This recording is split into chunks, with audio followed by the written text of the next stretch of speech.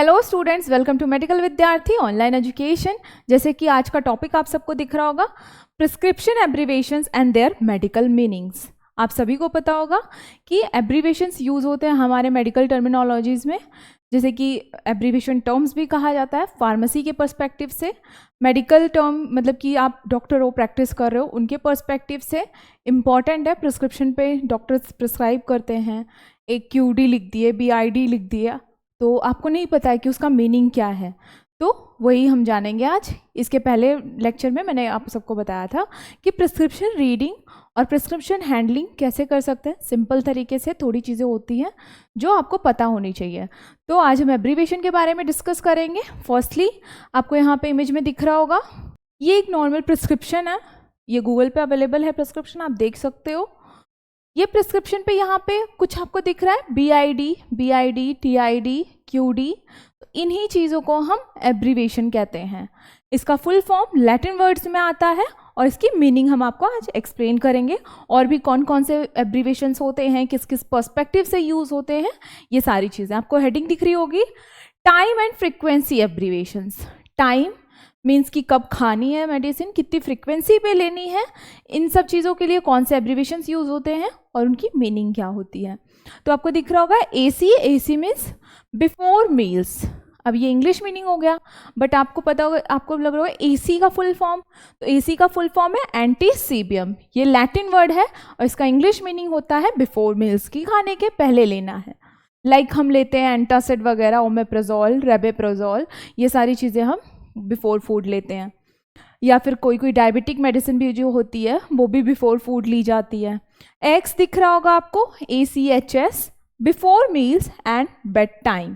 Before meals and bed time, ये सिर्फ before meals था, यहाँ पे स्पेसिफिकली ये यूज़ हो रहा है कि आफ्टर मतलब कि डिनर के पहले, बिफोर डिनर।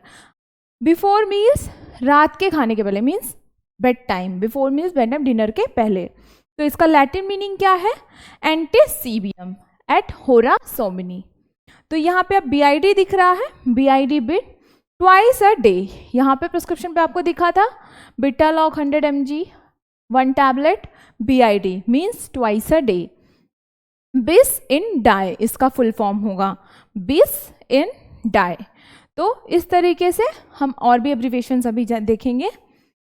ये कॉमन एब्रीवेशंस की टर्मिनोलॉजीज़ की लिस्ट जो है वो काफ़ी बड़ी है, जो कॉमन हमें फ्रिक्वेंटली प्रिस्क्रिप्शन पे मिलते हैं, आज हम उन्हीं के बारे में डिस्कस करेंगे। HS का full form hora somni. Hora somni means at bed time, means रात के समय में। इसमें स्पेसिफिक ऐसा कुछ नहीं होता है, indicates medicine should be taken before sleep at bedtime, ensuring effectiveness overnight। अब ये उन मेडिसिन में दिया जाता है जिनमें सिडेशन वगैरह होता है, लाइक सेट्रिजिन हो गया, लेवोसेट्रिजिन, फिर एलेग्रा 180 mg, फेक्सोफेनाडिन, जिसमें सिडेशन कॉज होता है, लेथार्जिक फील करता है पेशेंट, लेने के बाद डिजीनेस होता है, तो वो मेडिसिन अक्सर बेड टाइम के ही उस पर दी जाती है कि खाने के बाद सोते वक्त खानी है, तो उसके लिए लिखा जाता है HS, होरा सोमिनी। फिर है HO क्या करता है, history of denotes a past current medical condition, for example HO seizures, means patient का जो पास्ट करंट हिस्ट्री है, क्या डायग्नोसिस है उसका, क्या डिजीज़ है, उस चीज़ को डिनोट करता है। PC का full form post cibum, after meals, indicates to the medicine after meal, means खाने के बाद, तो उसके लिए क्या लिखते हैं हम, PC। फिर है PM means post meridiem. Post meridiem means evening, रात नहीं, इवनिंग के टाइम पे जो मेडिसिन लेनी होती है, in the evening, indicates to take the medicine in the evening, और उसके लिए क्या यूज़ करेंगे, PM नॉर्मली भी कॉमन थोड़ा सा लॉजिक लगाएंगे, PM means evening. Stat medicine के किसके आगे लिखा जाता है, किन मेडिसिन के आगे, स्टैट लाइक BP वगैरह की मेडिसिन होती है, जब पेशेंट आते हैं तो स्टैट उनके लिए होता है कि राइट अवे, मीन्स इमीडिएटली वो मेडिसिन कंज्यूम कर ली जाए पेशेंट के द्वारा, तब प्रिस्क्रिप्शन पे स्टैट लिखा होता है। Immediately Latin means statim, indicates medication should be taken right away, means तुरंत उस चीज़ को कंज्यूम कर लिया जाए जिसके आगे भी स्टैट लिखा हो। फिर क्यू डी कैपिटल और स्मॉल लेटर्स में दिखता है आपको। एवरी डे मीन्स डेली, जितने भी दिन का कोर्स होगा। कुछ मेडिसिन ऐसी होती हैं जो कि अल्टरनेट डे चलती हैं, लाइक आपका हो गया वाइसोलॉन वगैरह अल्टरनेट चलता है स्किन कंडीशंस में।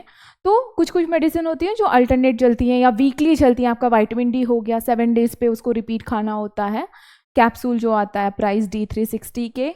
तो इस तरीके से ये क्या है, इसका मीनिंग एवरीडे। फुल फॉर्म क्या है, क्वैक डाई मीन्स आपका हो गया कि ये डेली लेनी है, जिसके आगे QD लिखा हो।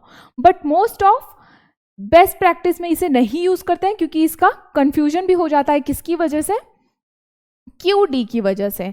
इसका मतलब आगे 4 टाइम्स इन अ डे भी होता है, उसे भी हम आगे देखेंगे। तो QD अवॉइड ही करते हैं डॉक्टर्स, और थोड़ा सा इससे प्रिस्क्रिप्शन एरर भी नहीं होता।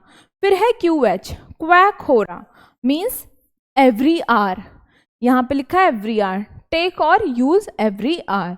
जिस मेडिसिन के आगे, जिसके भी आगे, जिस भी कॉम्पोजिशन के आगे QH दिखे वो पर आवर पे रिपीट करना होता है। QHS, every night at bed time. Quaque hora somni means daily after dinner bed time, सोते वक्त लेना है वो मेडिसिन, जिसके आगे QHS लिखा हो, ये एब्रीवेशन है उसका। Indicates that medication should be taken every night at bedtime and before sleep. अब है TID, TID thrice a day normal माना जाता है, 3 times in a day। TID से इतना कॉमन समझ में आता है, बट इसका फुल फॉर्म क्या है, ter in a die. Indicates medication should be taken 3 times daily at evenly spaced intervals. Evenly spaced like कि 5 आवर्स का गैप है तो 5 आवर्स के गैप पे, 4 आवर्स का गैप है तो वो डिवाइड करना अपने हिसाब से, उसको इवनली डिवाइड करके 3 टाइम्स इन अ डे लेना है। Q8H means every 8 hours, quack 8 हो रहा। ये थोड़ा सा है, आपको समझने में थोड़ा सा डिफिकल्टी होगी, बट ये समझना भी ज़रूरी है क्योंकि आप पेशेंट को काउंसल करोगे तो आपको पहले पता होना चाहिए।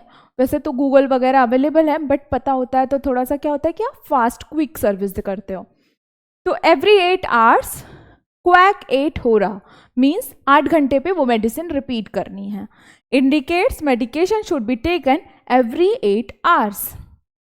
क्वैक 12 हो रहा मीन्स 12 घंटा। 8 में क्या था, 8 घंटे, बाकी मीनिंग सेम है, इसमें 12 घंटे पे मेडिसिन रिपीट करनी है। अब है doses form and route abbreviation means कि डोजेस फॉर्म क्या है।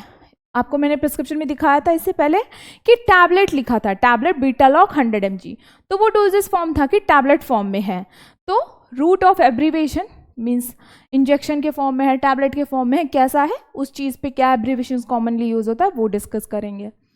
हाफ टैबलेट, हाफ 1/2 का आपको पता ही है कि कोई भी टैबलेट का हाफ देना है। स्पेल आउट हाफ टैबलेट और यूज रिड्यूस्ड फॉन्साइन फ्रैक्शन, हाफ लिखा होता है वो कॉमन आपको समझ जाएगा।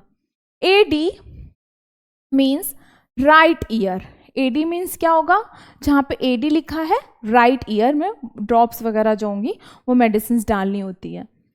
फिर AS मीन्स लेफ्ट ईयर या लेफ्ट आई, ऐसा हो सकता है। लेफ्ट ईयर आई, आप ऑप्था के पास जा रहे हो, ENT वाले के पास जा रहे हो, उतना तो आपको मेडिसिन देख के समझ में आता है। AU ईच ईयर और बोथ ईयर, और इसका एब्रीवेशन लैटिन क्या होगा, ऑरिस यूट्राक्यू। और इसमें मिस्टेक ये भी हो जाता है, AU की जगह इफ राइटिंग बराबर ना हो तो OU मीन्स आई हो जाता है, और यहाँ पे AU किसके लिए यूज होता है, ईयर के लिए, कानों के लिए। BSA body surface area, local applications होते हैं तो यूज करते हैं। An estimate of the surface area of a person body based on weight and height may be used to determine an individual drug dose, example with chemotherapy drugs। अब BSA किनके prescriptions पे आपको मिलेगा, जिनका chemo वगैरह चल रहा है, एंटी कैंसर ड्रग्स वगैरह हैं, तो वहाँ पे BSA आपको मिलेगा।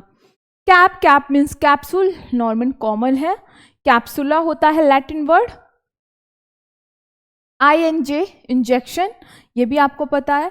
इंजेक्शन IV होता है, इंट्रामस्कुलर होता है IM। IM क्या होता है? इंट्रामस्कुलर होता है, जो कि इंजेक्शंस हम मसल्स में देते हैं। डिफरेंट डिग्रीज पे इंट्रामस्कुलर इंट्रावेनस इंजेक्शंस दी जाती है, आपको सबको पता ही होगा। तो IN means NAS, intranasal, indicates the medication should be administered through the nose. Nose में वो ड्रॉप वगैरह डालेंगे, जो भी मेडिकामेंट है, जो भी मेडिकेशन है वो नोज के थ्रू एंटर होगा बॉडी में। कॉर्टिकोसाइड स्प्रे लाइक फ्लोनेज, नासाकॉट, आपको पता होगा कि हाँ बेबीज़ में ये ज़्यादा देख करते हैं क्योंकि उनको कंजेशन वगैरह हो जाता है, तो मतलब नोज़ ब्लॉक्ड हो जाता है, उसकी वजह से नोज़ में वो स्प्रे या फिर हो गया ड्रॉप हो गया, ये सारी चीज़ें दी जाती हैं। IR immediate release indicates medicine moves into the bloodstream quickly compared to the delayed or extended release doses form। ये आपने फार्मास्यूटिक्स में पढ़ा होगा, एक्सटेंडेड रिलीज, डिलेड रिलीज, तो ये आपको पता होगा। IV इंट्रावेनस, जो कि वेन में इंजेक्शन दिए जाते हैं, indicates medication administered through a when. CAD, अब कॉमन मेडिकल जो कि आपको दिखता है प्रिस्क्रिप्शन पे, टेस्ट वगैरह लिख देते हैं, CBC, CAD, ऐसे कुछ टर्म्स आपको दिखते हैं, तो उन एब्रीवेशंस के बारे में जानेंगे। CAD कोरोनरी आर्टरी डिजीज से रिलेटेड प्रिस्क्रिप्शन होगा, तो वहाँ आपको CAD दिखेगा। A narrowing blockage of the blood vessels that supply blood oxygen to the heart, तो ये उसका कॉमन डेफिनेशन है। DM diabetes mellitus, a long term medical condition, metabolic disease भी है, ये डिसऑर्डर है। फिर है DVT, डीप वेन थ्रोम्बोसिस, इसमें ब्लड क्लॉटिंग की डेफिशिएंसी, मतलब ब्लड क्लॉटिंग का डिसऑर्डर है। A blood clot that forms in deep veins areas like the legs, thighs, हिप्स, arms, तो वहाँ पे क्या दिखेगा आपको? DVT। GERD gastro oesophageal reflux disease, ये आपको जहाँ पे दिखेगा वहाँ पे।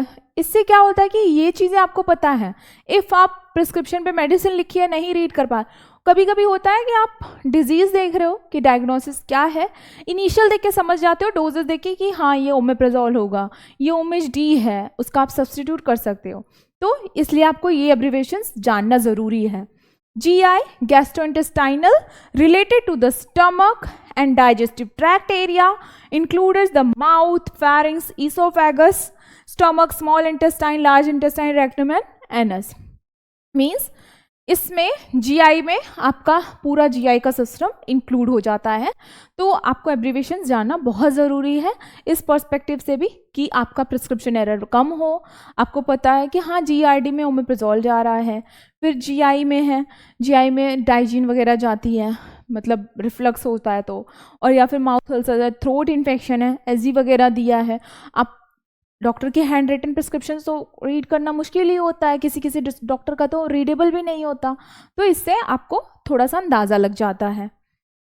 बट अंदाजे पे नहीं डिस्पेंस करनी होती है मेडिसिन, आपको कंफर्म करना चाहिए, डॉक्टर का वहाँ पे फ़ोन नंबर होता है जिससे कि आप क्या कहते हैं एरर से बचो। फिर है medical and lab test procedure, जो कि डॉक्टर टेस्ट वगैरह के लिए लिखते हैं, CBC हो गया, विडाल टेस्ट हो गया, एक्सरे हो गया, तो वो एब्रीवेशन देखेंगे। CBC कंप्लीट ब्लड काउंट होता है, a common laboratory test that measure red blood cells, white blood cells and platelets. RBCs oxygen carry करती हैं, WBCs आपके इम्यूनिटी इन्फेक्शन जो भी है इन्फेक्शन के अगेंस्ट बॉडी में फाइट करता है, और आपका CBC में भी done during a routine checkup, CBC normal भी करवा लेना चाहिए 3 मंथ्स पे। CXR chest X-ray, a computerized imaging test provides black and white pictures of your lungs, rib, heart and diaphragm, जिसे हम chest X-ray कहते हैं नॉर्मल। ECG इलेक्ट्रोकार्डियोडायग्राम, आपको पता है ये हार्ट रिलेटेड अगर डिसऑर्डर कुछ मिल रहा है, ऐसे कुछ सिम्टम्स आ रहा है, तो डॉक्टर ECG के लिए भेजते हैं। और test that measures your heart electrical activity like your heart rate, rhythm, show how well it is working. It may be used to help diagnosis of heart disease. Heart related कुछ problem है तो ECG के लिए confirm भेजते हैं। LFT liver function test, digestion में issue आ रहा है, इफ कुछ डाइजेस्ट नहीं हो रहा है स्टमक पेक होना है, नॉर्मल अगर पेट से रिलेटेड कुछ है तो LFT करवा ही लेते हैं, या कोलेस्ट्रॉल वगैरह का इशू है तो। A common group of blood test for example alanine transaminase, aspartate transaminase और alkaline phosphate that help to determine if you have a liver disease. Liver related disease का कुछ अगर रहता है उनको कि हाँ ऐसा हो सकता है मे बी पेशेंट के सिम्टम्स को देख के, तो LFT के लिए भेजते हैं। HDL high density lipoprotein, good fat bad fat का कॉन्सेप्ट पता है आपको। A lipid protein found in the blood commonly refer to as good cholesterol. HDL आपका गुड फैट होता है और LDL आपका बैड फैट होता है। It may be measured using a laboratory test, is often part of standard adult panel. और LDL भी low density lipoprotein, a blood lipoprotein, commonly referred to as bad cholesterol. Fat भी body के लिए ज़रूरी होता है क्योंकि आपके वाइटामिन्स कुछ ऐसे हैं कि जो कि फैट सॉल्युबल होते हैं, तो बॉडी में कुछ परसेंटेज में आपका हेल्दी फैट भी होना ज़रूरी है, तो उसी के लिए HDL LDL होता है। इसी के साथ एब्रीवेशंस यहीं पे समाप्त होता है। नेक्स्ट वीडियो में हम न्यू टॉपिक के साथ मिलेंगे। Thank you.